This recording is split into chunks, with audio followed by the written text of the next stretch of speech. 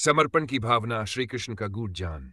समर्पण की भावना श्री कृष्ण के उपदेशों का मूल है। ये गीता के उस अद्वितीय दर्शन को प्रकट करता है जो मानवता को जीवन का सही मार्ग दिखाने में सहायक है। भगवद गीता में भगवान श्री कृष्ण ने अर्जुन को युद्ध भूमि में जो ज्ञान दिया, वह केवल धर्म युद्ध के संदर्भ में नहीं था, बल्कि संपूर्ण जीवन जीने की कला का सार था। समर्पण का अर्थ और महत्व।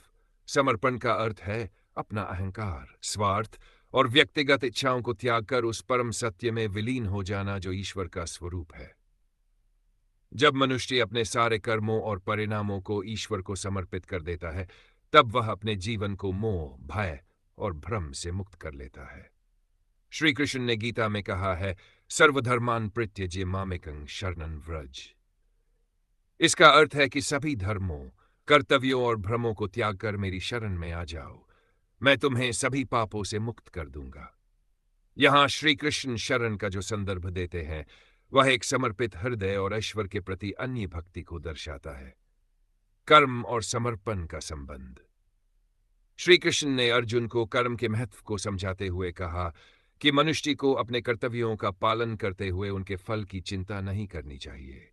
उन्होंने अर्जुन से कहा, कर्मण्येवाधिकारस्ते मा फलेषु कदाचन। अर्थात तुम्हारा अधिकार केवल कर्म करने में है, उसके फल की चिंता करना तुम्हारा कार्य नहीं है। समर्पण का भाव यहीं से प्रकट होता है। जब मनुष्य यह समझ लेता है कि हर कर्म का परिणाम ईश्वर की इच्छा पर निर्भर है, तब वह अपने कर्मों को बिना किसी भय, लोभ या मोह के करता है। समर्पण में अहंकार का त्याग समर्पण की सबसे बड़ी शर्त है। श्री कृष्ण ने बार बार अर्जुन को समझाया कि अहंकार मनुष्य को सत्य से दूर ले जाता है। जब तक मनुष्य स्वयं को कर्म का कर्ता मानता रहेगा, वह मोह और माया में फंसा रहेगा।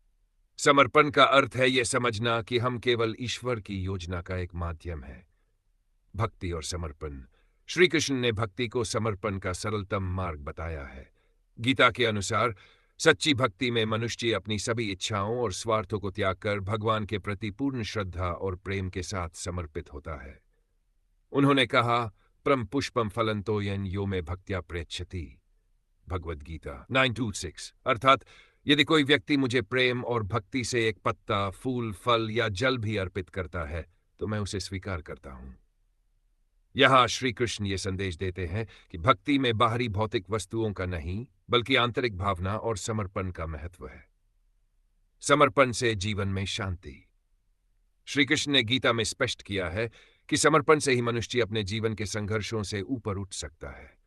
उन्होंने कहा, योगक्षेमम वहाम्यहम्। अर्थात जो लोग अनन्य भाव से मेरी शरण में आते हैं और मुझ में विश्वास रखते हैं, उनके जीवन का सारा भार मैं स्वयं उठाता हूं। समर्पण से व्यक्ति के मन में अडिग विश्वास उत्पन्न होता है, जिससे जीवन में आने वाली हर समस्या का सामना करना सरल हो जाता है। श्री कृष्ण के जीवन में भी समर्पण का दर्शन स्पष्ट दिखता है। वे स्वयं को परमात्मा मानते हुए भी अपने भक्तों की सेवा और उनके उद्धार के लिए अवतार लेते हैं। उनका यह कार्य हमें सिखाता है कि समर्पण केवल भगवान के प्रति ही नहीं, बल्कि मानवता और सत्य के प्रति भी होना चाहिए। समर्पण का अभ्यास कैसे करें? 1. ध्यान और प्रार्थना। रोजाना भगवान का ध्यान करें और प्रार्थना में अपने मन को ईश्वर के चरणों में समर्पित करें। 2. स्वार्थ का त्याग। अपने व्यक्तिगत लाभ और इच्छाओं को त्याग कर दूसरों की भलाई के लिए कार्य करें। कृतज्ञता। हर परिस्थिति में भगवान का धन्यवाद करें और विश्वास रखें कि वे जो भी कर रहे हैं हमारे भले के लिए है। कर्मयोग। अपने कर्मों को निस्वार्थ भाव से करें और परिणाम की चिंता भगवान पर छोड़ दें। शरणागति। जीवन के हर क्षेत्र में ईश्वर के मार्गदर्शन को स्वीकार करें। निष्कर्ष। समर्पण की